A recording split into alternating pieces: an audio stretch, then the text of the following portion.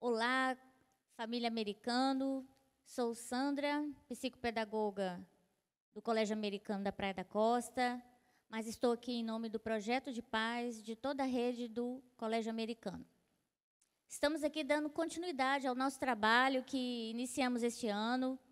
Já fizemos um encontro de paz para falar sobre sermos guardiões dos nossos filhos. Já tivemos oportunidade também de reunir com os nossos adolescentes, os nossos alunos. E em setembro, Setembro Amarelo, nós estivemos juntos, conversando e discutindo sobre o tema depressão. Hoje, tenho aqui o prazer de receber o nosso colega, psicólogo, Eduardo. Ele vai se apresentar para vocês, vai interagir aqui um pouco, nós vamos conversar, um bate-papo, e a gente está aqui para dar continuidade a esse projeto. A gente quer instigar os pais, conversar com vocês, ouvir vocês. Hoje o Colégio Americano, ele tem tido este olhar, essa sensibilidade de compreender que o colégio ele precisa, para além do ensinar, ter um olhar mais humano, de acolher, de ouvir, de conversar. Então, o colégio hoje tem essa proposta de ouvir vocês, pais, ouvir as famílias. Eu tenho estado ali como uma ponte para poder conectarmos, nos conectarmos como famílias, escola e família.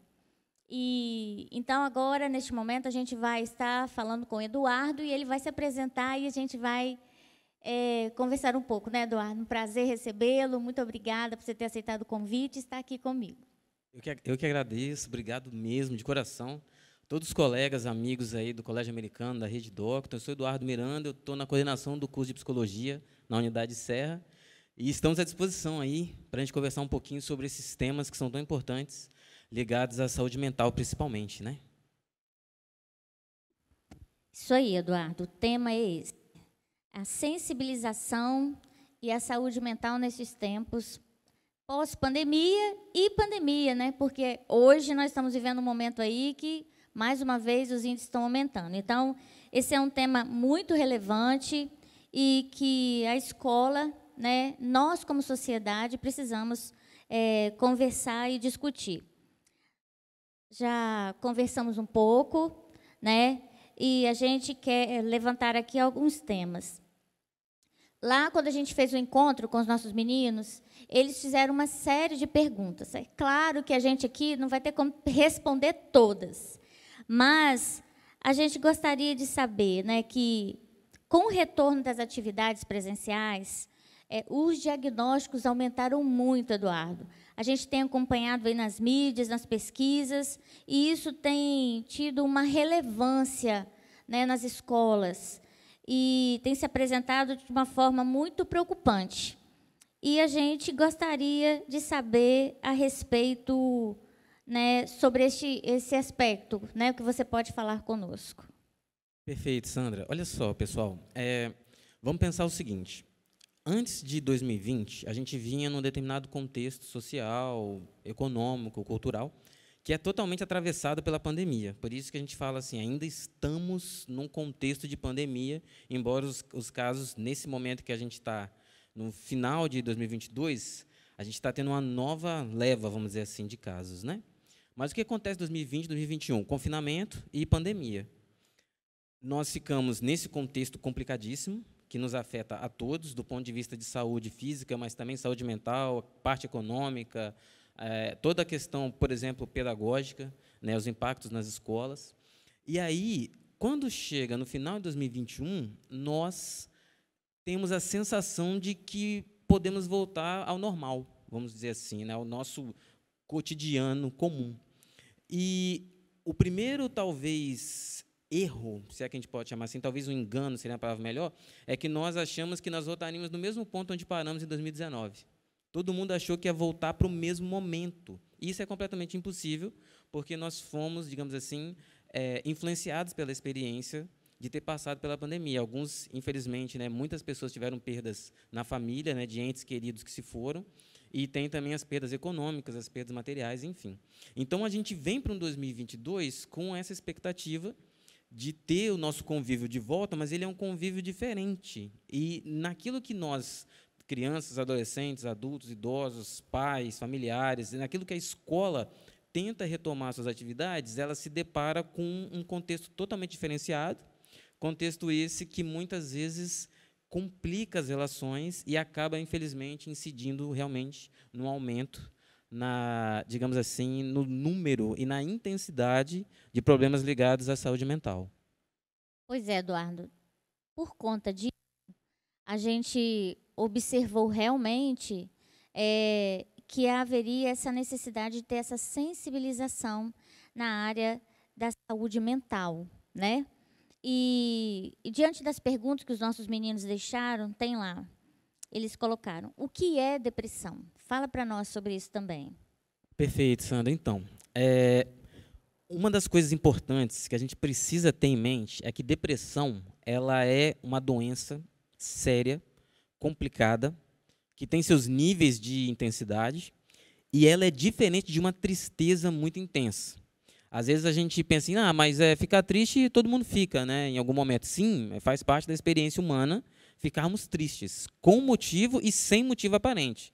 Às vezes a gente acorda numa manhã e, sei lá, parece que o mundo está menos colorido, e não tem um motivo específico. Às vezes tem um motivo específico, às vezes aconteceu algum problema, a gente brigou com alguém, aconteceu algo desagradável, você bota a mão no bolso, pô, perdi dinheiro, coisas que deixam a gente triste e tal.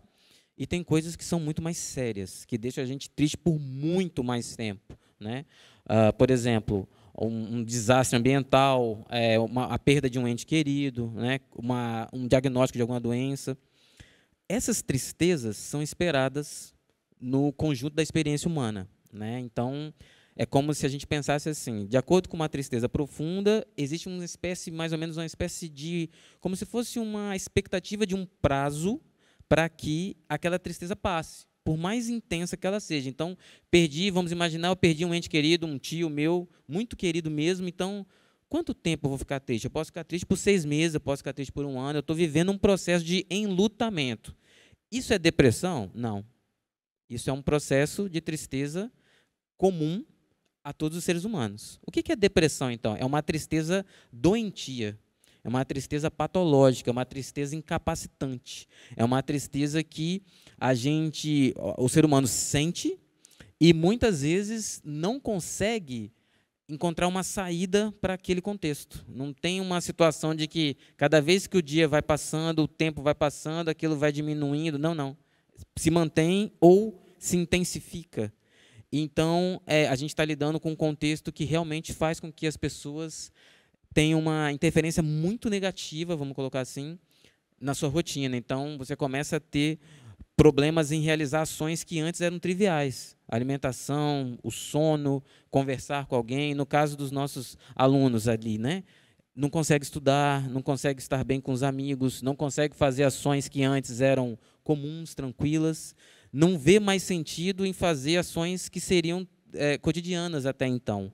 Aí você está falando de um aspecto que muitas vezes tem um correspondente fisiológico, que a gente pode chamar de depressão. É diferente de ter uma tristeza dentro da experiência humana comum, e é por isso que a gente fala de sensibilização, da gente começar a ter um acolhimento em relação a essa situação aí.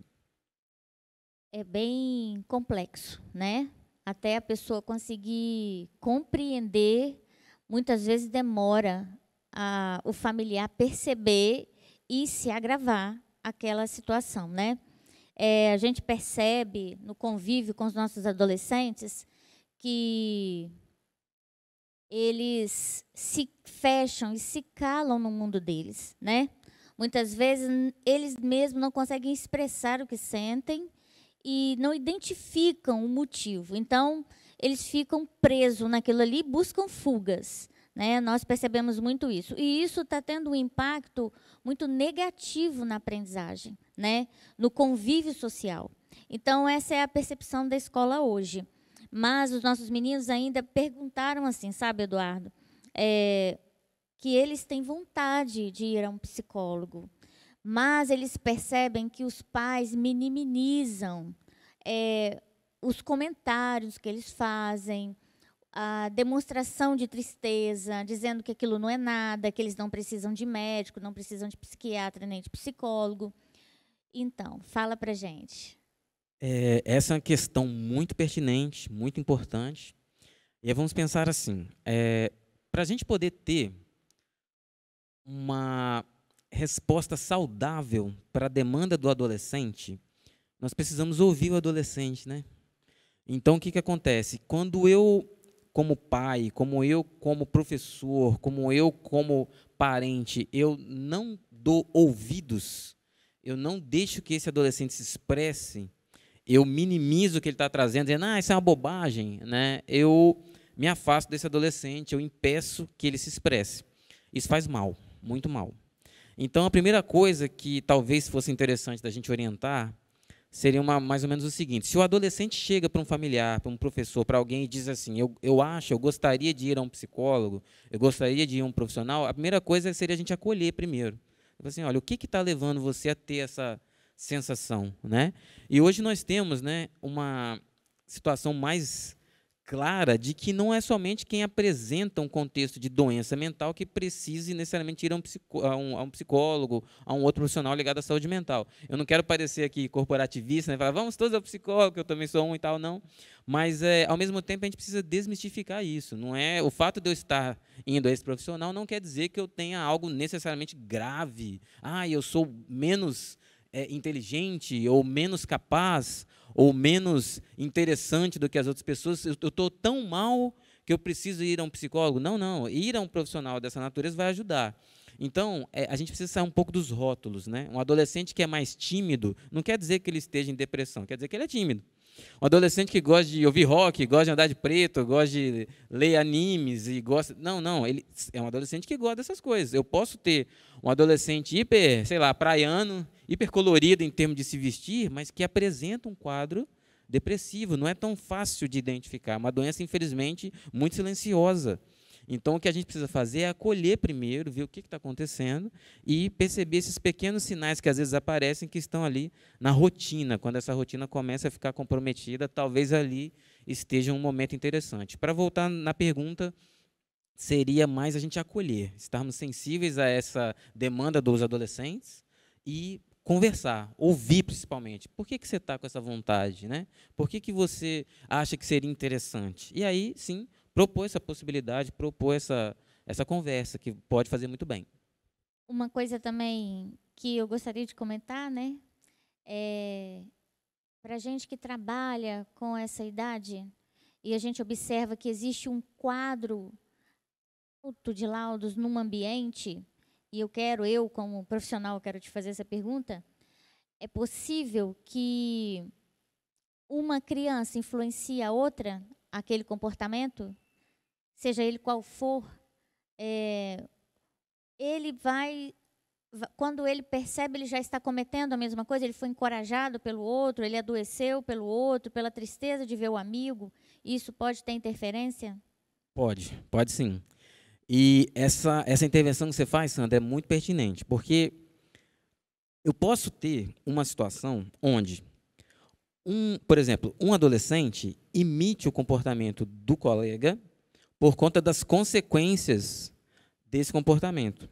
A gente não pode esquecer também que o adolescente ele está sempre num contexto de grupo e ele quer se identificar com os membros daquele grupo. Então, se todo mundo tem um celular, eu quero ter um também.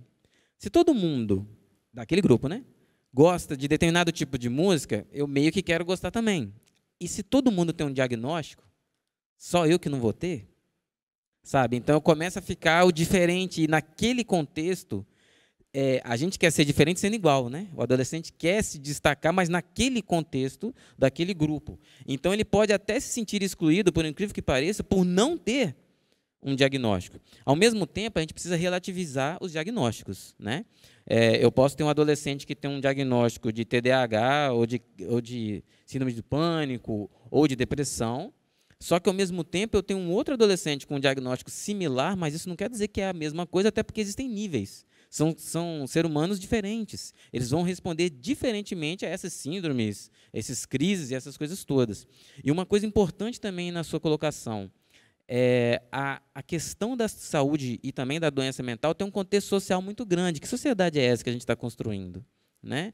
Que contexto, por exemplo, de consumo é esse que eu apresento para eles? Então, quando uma criança ou adolescente não tem motivação para estudar, como é que nós, como sociedade, está lidando com as consequências do estudar? Então, em que sentido isso se apresenta para eles? Então, para eu poder falar também de saúde e de doença mental, eu tenho que levar em consideração o macro, né? E é um contexto social muito complicado esse que estamos vivendo. Isso interfere nessa aprendizagem e, infelizmente, no fracasso escolar também. Muito bom você ter falado isso, né? Porque a minha pergunta e a sua colocação do macro nos reporta a diversidade de famílias, né? A diversidade de problemas hoje que as famílias têm enfrentado. Então, quando a gente pega uma criança dessa, um adolescente desse, que tem graus diferentes de dificuldades, de laudos em graus diferentes, né? A gente percebe o quanto eles também têm enfrentamentos, a qual, por exemplo, eu não tive, de repente você não teve, né, de ser criados sozinhos, pais que trabalham muito, pais que viajam, né? E muitas vezes a gente quer reforçar que ele é capaz, que ele consegue, porque talvez o pai já conseguiu e já venceu aquela etapa, né? No entanto, cada indivíduo, ele é diferente, né? E ele tem uma necessidade diferente. Uns são mais capazes, outros menos, né? E esse olhar, essa sensibilização que a gente precisa ter sobre a saúde mental requer enxergar o macro, né? Que é essa sociedade de consumo, de tecnologia, de excesso de celular, né? De fugas, de vícios, né? Então a gente precisa levar em conta muitos quesitos, né, que estão em torno, né? E então, quanto a isso e neste aspecto, eu quero te perguntar o seguinte: para além desse especialista, né, o que essa pessoa pode fazer de forma positiva para contribuir sobre a saúde mental, ou que também ela precisa excluir, não fazer para piorar a sua saúde mental? Ótimo, vamos tentar. Quando a gente pensa na questão de prevenção ligada à saúde mental, né, olha, o que eu posso fazer para evitar problemas futuros ligados à saúde mental? Então, algumas coisas são, digamos assim, universais em termos de saúde. Então, eu ter uma boa alimentação interfere. Aí fala assim, mas qualquer profissional de saúde vai falar isso, né? Mas, por exemplo, se eu tenho uma alimentação com muitos açúcares, eu tenho uma estimulação intensa que pode gerar ansiedade. No que eu tenho essa estimulação intensa, isso vai gerar uma inquietação que pode contribuir para eu ter quadros de perda de saúde mental. Então, uma alimentação balanceada. A gente tem também a questão dos exercícios físicos, porque a vida moderna pode levar a um certo sedentarismo, mesmo em crianças e adolescentes. Então, a questão do tempo de tela, né, você fica muito tempo sentado, muito tempo parado, no sentido físico da questão. E tem várias pesquisas que apontam relação entre você estar sedentário e ter dificuldades em relação à saúde mental. Então, quer dizer, eu preciso ter um pouco de cuidado com a alimentação e também com o meu ritmo de sono. Quanto mais eu conseguir estabelecer uma rotina dentro do contexto diário, quer dizer, no caso do adolescente, um horário mais específico e, de preferência, repetitivo para acordar, para estudar, para fazer minhas tarefas, lições de casa, coisas do tipo, para eu poder estar com os meus amigos, para eu poder brincar, me divertir, fazer outras coisas. Quanto mais eu tiver esse tipo de equilíbrio, a maior chance há de eu ter sucesso na prevenção de problemas ligados à saúde mental. O que pode fazer mal? Falta de diálogo, preconceito, eu não conseguir espaços para que esse adolescente possa se expressar, eu não colocar limitações na conduta do adolescente, que isso também é uma confusão muito do mundo moderno, vamos dizer assim, né? Quer dizer, eu não posso estabelecer disciplina, né? No adolescente. Pode e deve, não existe nenhuma teoria psicológica que vai colocar que você não deva colocar limites em crianças e adolescentes. Ao contrário, você vai trabalhar o limite dentro de um contexto adequado, dentro de um contexto que ele entenda o porquê daquela regra, né? Então, quanto mais diálogo, melhor. Quanto menos, maior a chance de eu ter problemas, né? A coisa assim, depressão tem a ver com preguiça, tem a ver com falta de fé, tem a ver com falta de amigos. Para o bem e para o mal, não tem nada a ver com isso. Você pode ter pessoas que têm uma vida religiosa extremamente ativa e, infelizmente, desenvolverem depressão, porque não tem nada ligado a isso.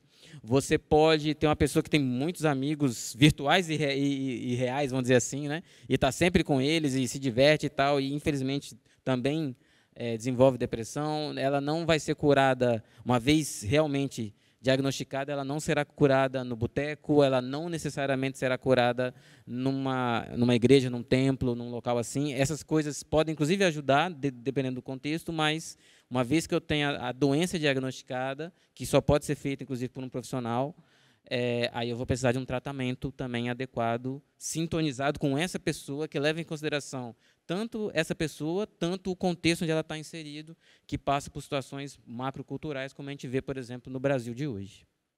Ok. Então, fica a dica, né? Não silenciar, né? Pedir ajuda, um olhar sensível, humano, né? Da família, do entorno, né? Você comentou sobre disciplina, né? É uma questão muito importante, porque nós percebemos que quando o indivíduo, né, ele se encontra debilitado, fragilizado, doente, a família fica muito sem estrutura e abalado. E aí se perde um pouco a disciplina. Eu costumo dizer muito para os meninos que eles precisam aprender a ter prazer em conquistas, nas conquistas deles. E a gente começa a construir isso com as pequenas coisas. O nosso doméstico familiar, ela é o lugar onde a gente começa a ser treinado para a vida, né? Você vai para um espaço maior, como a escola, lá também continua esse treino. Porque a disciplina da escola, os comandos, os acordos, né, os combinados, tudo isso faz parte de um treino que você vai levar para a sua vida, na construção da sua família, no seu ambiente de trabalho, né, na vida acadêmica. Então, é uma responsabilidade que ela é construída de pouco a pouco, né, ao longo dessa caminhada, dessa jornada. Então, eu sempre falo isso para os meus meninos lá, que vão lá na sala e vão conversar, e muitos vão chorando, né, e muitos hoje estão perdidos quanto a uma referência, né? A família também, muitas vezes, se encontram sem condição de intervir, de atuar, né, no papel dela, porque fica todo mundo meio que vitimizado, né? O menino precisando de acolhimento, a família chorando, fragilizada, sem saber como agir. E aí eu também gostaria, assim, para a gente encerrar, sabe, Eduardo, porque eu acho que já deu tempo, a gente precisa saber o que a gente podia falar para esses pais que estão vivendo isso, como eles podem ajudar na vida escolar, se eles podem cobrar uma disciplina, colocar esses meninos para estudar, se o correto é fugir da responsabilidade. Como que se dá isso, né? Vamos tentar levar uma palavra, né, de alento para os nossos pais e tal. Olha só, o que a gente pode dar de boas notícias, né? Vamos dizer assim. Tem várias. Disciplina é essencial. Insisto nisso. As teorias psicológicas são muitas. Se eu falar para vocês assim, eu li todas, eu conheço todas. Não. Nenhum psi em sã consciência vai dizer que conhece todas. Agora, podemos afirmar o seguinte, não há nenhuma teoria psicológica que fez a proposta de que não deveria haver disciplina entre família e adolescentes, crianças e tal.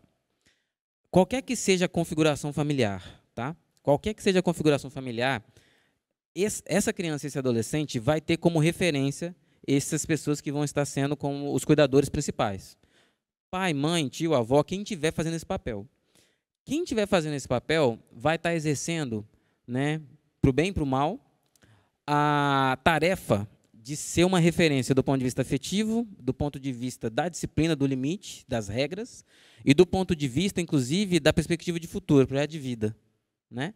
Então, é necessário haver limite, haver rotina, repetição, horários e também lazer, acolhimento, espaço para sonhar, possibilitar, né? Por que não? Determinada coisa nunca vai dar certo, mas a gente não tem esse parâmetro, né? Então, o que eu preciso? Eu preciso conversar. A gente tem um contexto moderno de muita dificuldade com o tempo. Pouco tempo com qualidade faz maravilhas. Então, eu posso estar numa rotina que eu não vejo meu filho. Eu saio de casa para trabalhar, meu filho está dormindo, eu volto, meu filho está dormindo. Mas aí eu tenho fim de semana. Às vezes eu trabalho sábado também, mas eu tenho domingo. O que eu vou fazer com ele no domingo? Se eu planejar isso e fizer esse tempo com qualidade, vai ser melhor do que se eu passasse muitas horas sem qualidade com ele durante a semana. Vai ser melhor do que eu deixar ele com o celular e eu com o meu, e eu não troco ideia com ele durante a semana, mesmo tendo tempo. Nada contra necessariamente o uso do celular. É a questão da gente modular, equalizar para a gente ter resultados positivos do uso da tecnologia. Videogame é a mesma coisa. O meu tema de doutoramento é com videogame. Dá para ter uma série de consequências interessantíssimas de se divertir, jogar eletronicamente, mas eu preciso ter equilíbrio, eu preciso de limite, eu preciso ter horário, eu preciso verificar prioridades. Na medida em que a gente vai colocando paulatinamente essas questões para a criança, e na medida que vai crescendo, se torna adolescente, se somar limite com afeto, vai dar certo, vai dar super certo, e com certeza o Colégio Americano, a Rede Docton está aqui para ajudar nesse parâmetro aí também. Bacana. Foi muito bom, Eduardo, poder estar aqui com você, poder te ouvir, e espero que nessa caminhada de 2023 a gente se encontre de novo, a gente faça projetos, a gente trabalhe junto, tá? Muito bom mesmo. Obrigada pelo convite e por estar aqui comigo. Bom, a gente vai encerrar. Eu quero agradecer, né, ao Colégio Americano pela confiança, pelo trabalho que a gente tem feito ali, e encerrar falando para as famílias, né, que se envolvam com esse projeto, caminhem com a gente, nos procure, interaja lá na plataforma, né, lá no nosso Instagram, fale com a gente, deixe as perguntas, que a gente pode aí desenvolver um trabalho com as famílias, né, sobre a direção, sobre as necessidades que a família está apresentando. Para encerrar também, eu quero deixar aqui uma frase de Marcela Thaís, que ela fala assim, que a gente saiba notar mais o silêncio do que as palavras. Muitas pessoas dizem que estão bem enquanto morrem por dentro. Então, vamos ampliar a nossa visão, a nossa sensibilidade, o nosso olhar humano à nossa volta. E até o próximo encontro.